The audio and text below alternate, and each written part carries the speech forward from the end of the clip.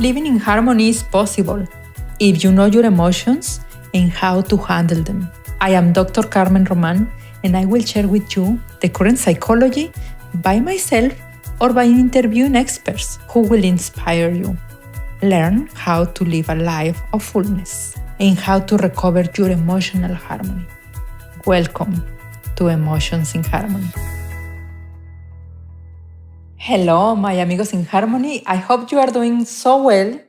We are filming here in California. And today is a little cold day. Even though we are in the springtime, it's cold. So we are here working for you from San Jose, California. And this time I am going to talk to you about addiction, about gambling, about painful experiences with gambling, and how you can have a recovery and you can have hope about it, of course. So we are going to talk everything about gambling. And I want to show you, I have this book here because I have been reading this book for the last 2-3 weeks. I am really enjoying it. It's about how Spencer Christian, if you guys know, probably you know Spencer Christian. He's now in the ABC News 7 in San Francisco. And he was for many years in Good Morning America. He was reporting the weather and many other interviews to very famous people. This time it's about him. This time it's about his life. The book is You Bet Your Life with Spencer Christian. It is such a beautiful testimony of how he experienced gambling addiction and how he recovered from it. And of course, he talks about his life in general and his experiences, his beautiful experiences in his career. But it's a very humble way of sharing it. And it's very descriptive. So I really appreciate. Thank you, Spencer, for doing all of this. And hopefully we have the opportunity to bring you an interview with him. Everything is together, everything is ready. So you will have it by the time you see this video. We have both. We have Spencer talking about his life, and you have this episode. Everything we can do to help you overcome the gambling addiction if you experience one. And how do you know if you have gambling addiction? This is what we are going to talk. If you have what I am going to name now, one of these or 4 of these or 5 of these symptoms, and those symptoms are for a year, or those experiences in your life are for a year, you can definitely say, oh my God, I have an addiction to gambling. And addiction is a word that requires self-observance and requires discipline and requires work. Yeah. Don't get too intimidated by it. Addiction means pay attention. Pay attention because there are better ways to deal with this.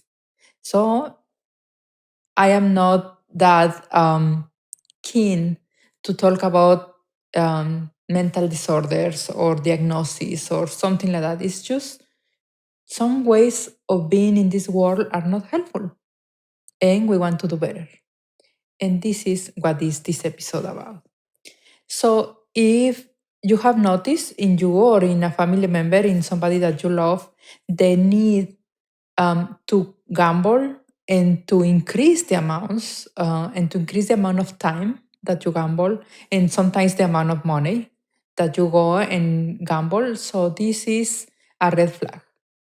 And if you feel irritated, angry, uncomfortable with not being able to go and gamble, this is another red flag that you need to pay attention to it. Or it's possible that you are feeling very, very distressed when you are not in the casino, when you are not in the gambling area, whatever it is. Gambling sometimes is cultural. If you ask my fellow Mexicans in some small area, in rural area, probably they say they are playing rosters, no? The rosters fighting. Okay. Yeah, they fight and they gamble with the rosters fighting, or horses, or any culture. Every culture has their own take on what is gambling. So we are talking in general gambling. In this area, in the Silicon Valley area, the problem is the casinos. I see it very often with my clients. So the clients don't come by themselves, except one that came and said, Carmen, I have a gamble addiction, I need help. But they don't come usually because of that.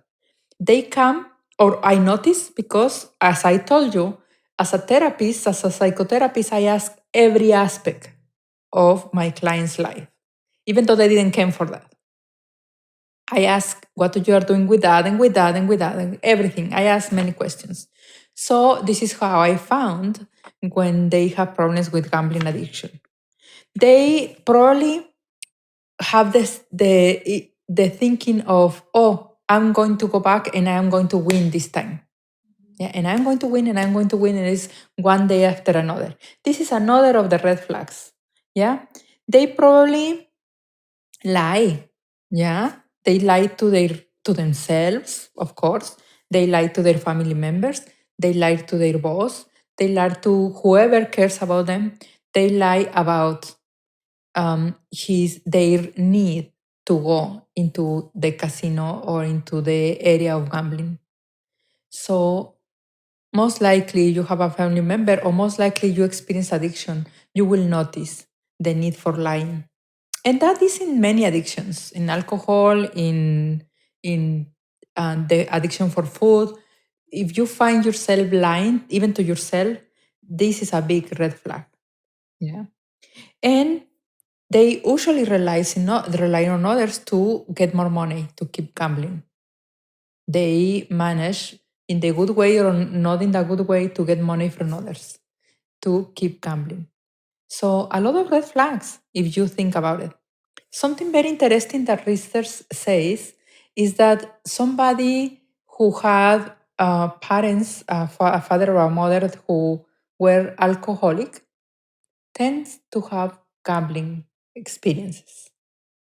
So it is kind of an open door for that. Yeah. You let me know. This is what research say. You let me know if that's true or not. And something very important is that we cannot explain the gambling, or we cannot call it gambling addiction, when this is explained by a maniac episode of gambling. Yeah. This is important to know, because somebody can be bipolar and they can have these episodes of being like so manic, and they go and they want to have fun. And the casinos are very tempting because it's all adrenaline and it's all like intense experiences. So, but when they don't have the manic episode, they are done. Yeah. They are done with it. So this is why it's important to make the difference. If it's because of a manic episode, we don't call it gambling addiction. We call it what it is, a manic episode. Yeah. There are some neurological conditions to this. For example, we have affected decision making. People, as after gambling, after being exposed to gambling, they start just focusing on that, and they want to arrange their life to go back to gambling.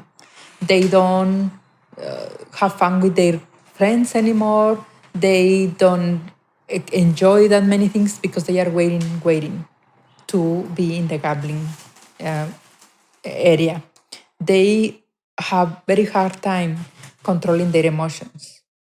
Yeah, because their emotions now is controlled, sort of speak, by the gambling experience. I am a psychologist who believes that we don't, there is no outside control.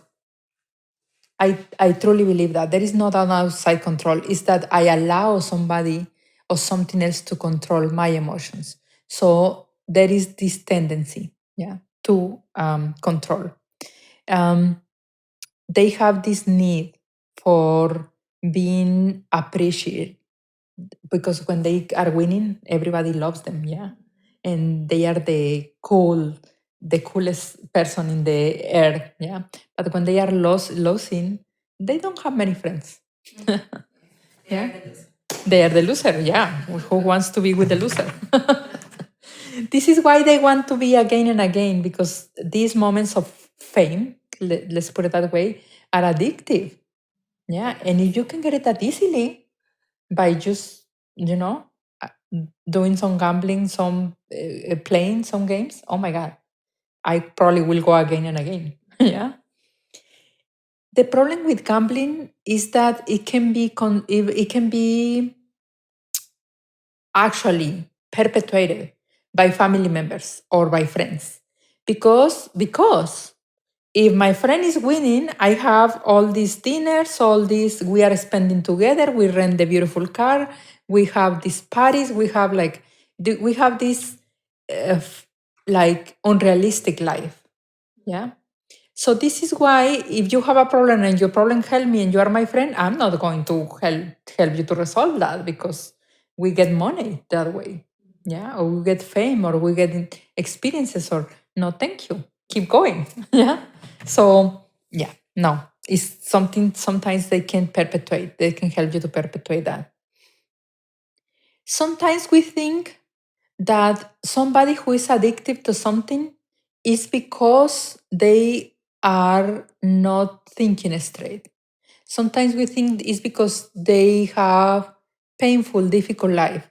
And this is why I like about Spencer, because Spencer, it comes to tell us, I can be very successful. I can have a family who loves me deeply. I can have a very good income, very good job that I actually love.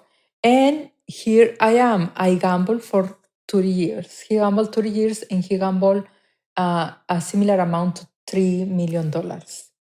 Yeah. So if you know somebody who gamble, please, you can tell your friend to read this book. It may help, but you can read it yourself. So it will give you a lot of insights in how to talk to your friend or to your family member. So don't expect that they will read something and they get better. You can educate yourself and bring resources to them.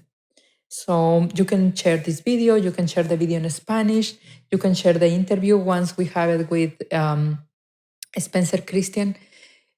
Use all the resources so you can get informed, and you can probably say one sentence or two that sounds more inviting for that person to seek help.